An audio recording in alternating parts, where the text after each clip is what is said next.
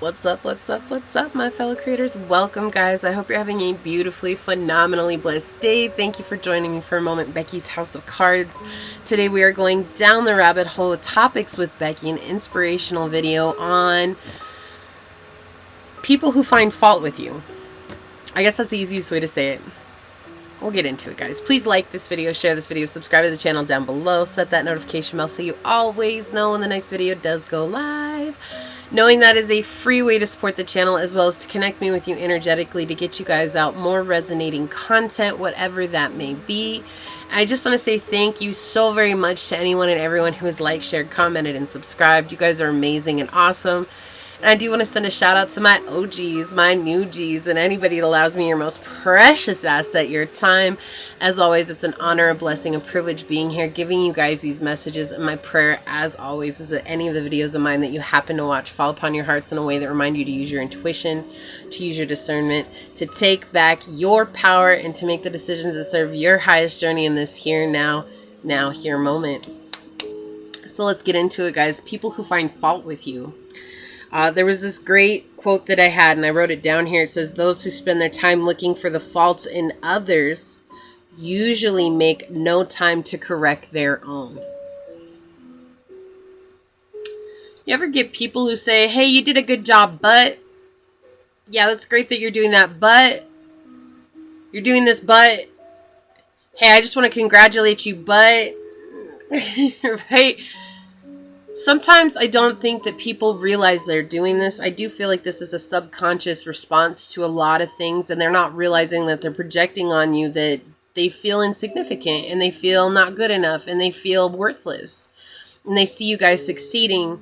And so it's easy enough to congratulate someone as long as there's a stipulation that follows, right? Hey, congratulations, you did a good job, but I think that you could have done even better on this. You know, it was interesting. I had a reading yesterday, and I think I talked about this. It was like, it had to do with music, people who sing. And I was around someone who always said that they were a better singer than everyone else. Like, people who are famous, they're like, oh, I can sing better than that. And I was always like, you listen to them, and they're like, yeah, I like them, but I'm a better singer than they are. And I always would ask, I'm like, okay, if you're a better singer than they are, then why aren't you a famous singer? And they would be like, well, it's an honest question. It's an honest question. And so when people do this, there's a couple of ways that you guys can handle this. First and foremost, let's be honest, not to be rude. Okay, let's not be rude. Like, we're drawing away from rudeness in this life because we need to be in a space of unconditional love. We can't change these people, but we can step back and see them from a place of understanding.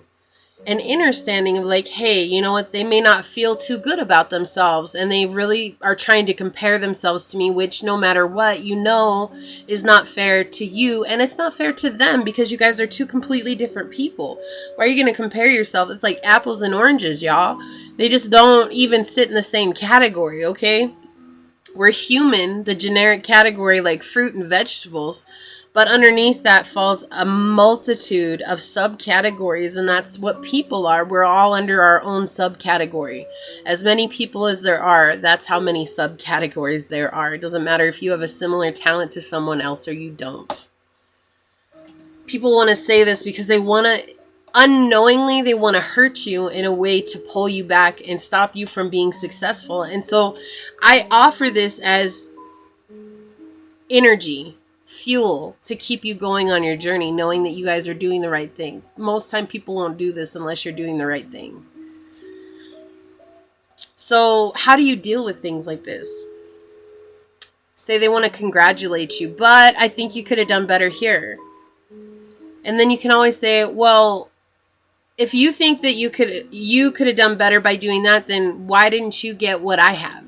Whatever it is they're congratulating you for. That is a valid question to ask. It might seem rude, but it's not.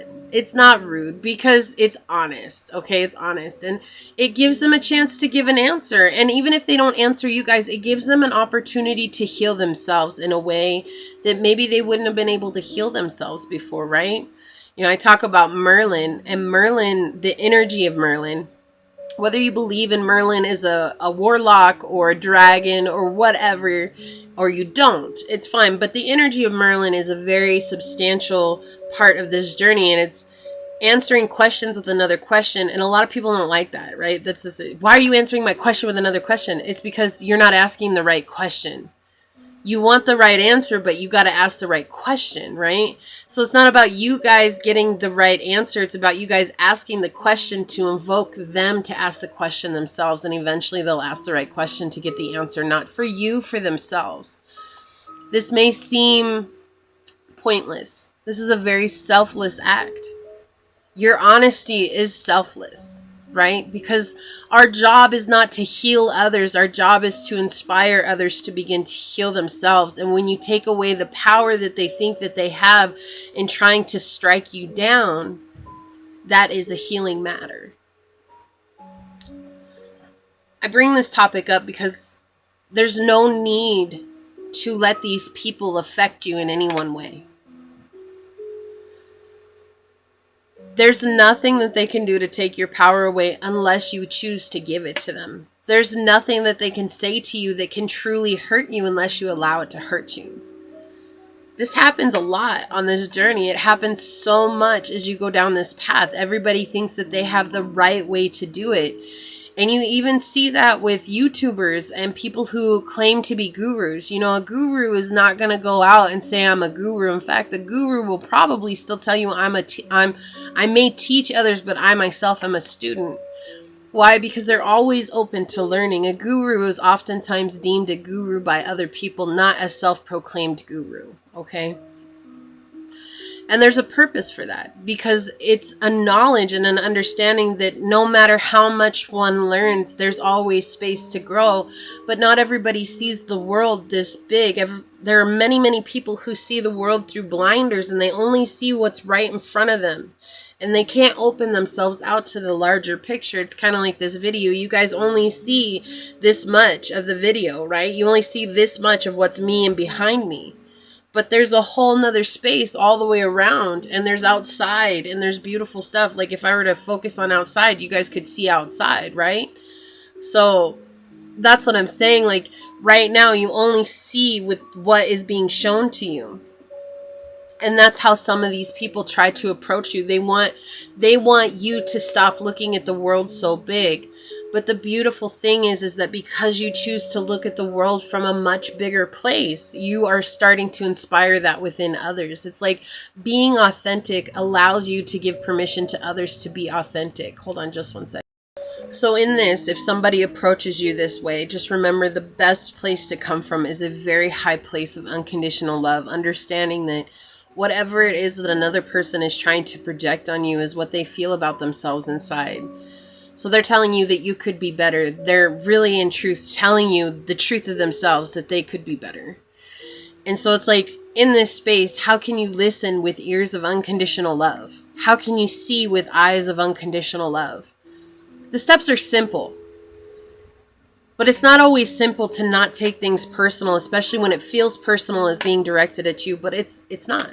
It's not personal. It's just sometimes people have to, like, they feel like they have to say something because that's the only way that they can lift themselves up. And they're really not lifting themselves up, because when a person does this, what they're not understanding is they in turn are internalizing and compartmentalizing how they truly feel about a situation or how they feel about themselves.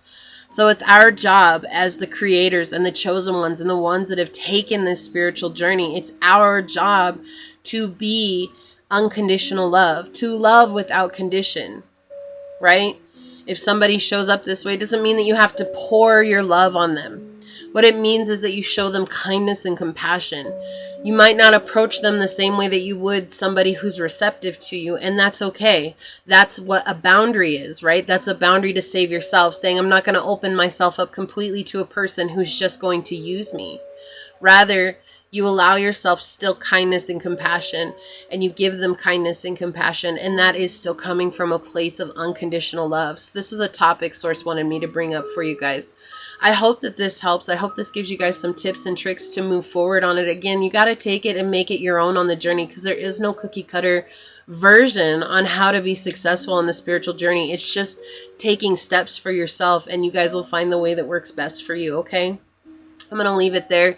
Please like this video, share this video, subscribe to the channel down below, set that notification bell so you always know when the next video does go live. And until next time, go forth boldly, my fellow creators, and courageously find creative ways to rise above in life, laughter, and love. Until we meet each other again, mwah. Peace out. I love y'all. Bye.